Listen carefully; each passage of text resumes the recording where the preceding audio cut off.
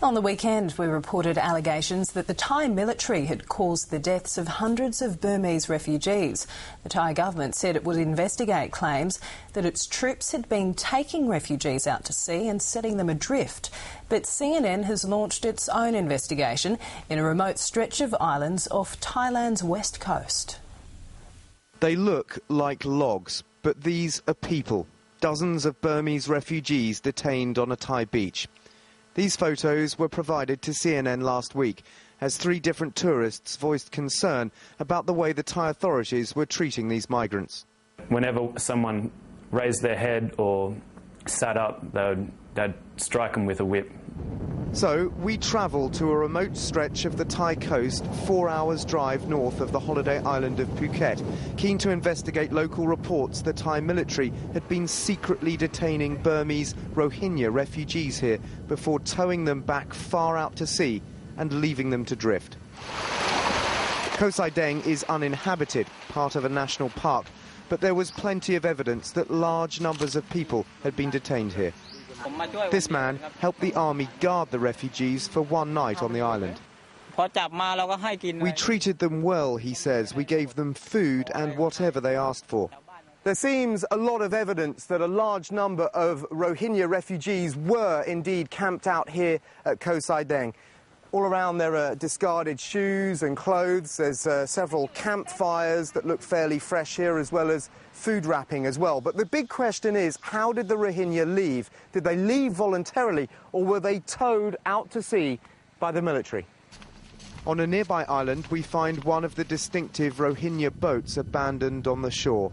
The Rohingya are a persecuted Muslim minority who've been fleeing Myanmar in rickety boats like these for years, looking for a better life.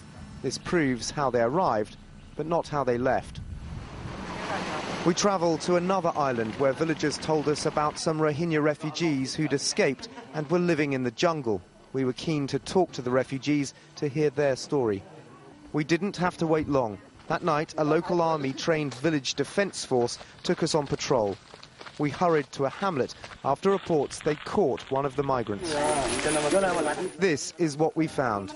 Villagers had captured a Rohingya man who they think had been living in the jungle for days. Please, brother. He was clearly distressed.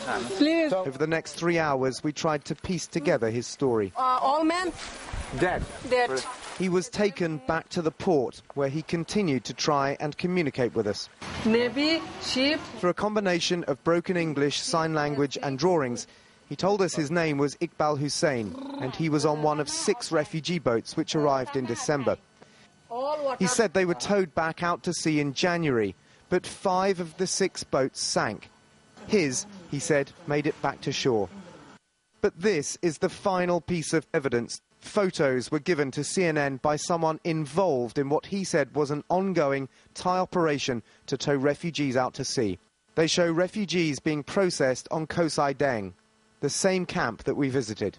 And incredibly, this shows the Thai army towing a boatload of some 190 refugees far out to sea.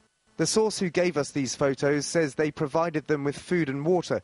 Another source in the military confirmed they have been towing refugees out to sea, again stressing they gave them supplies. Neither would appear on camera for fear of repercussions.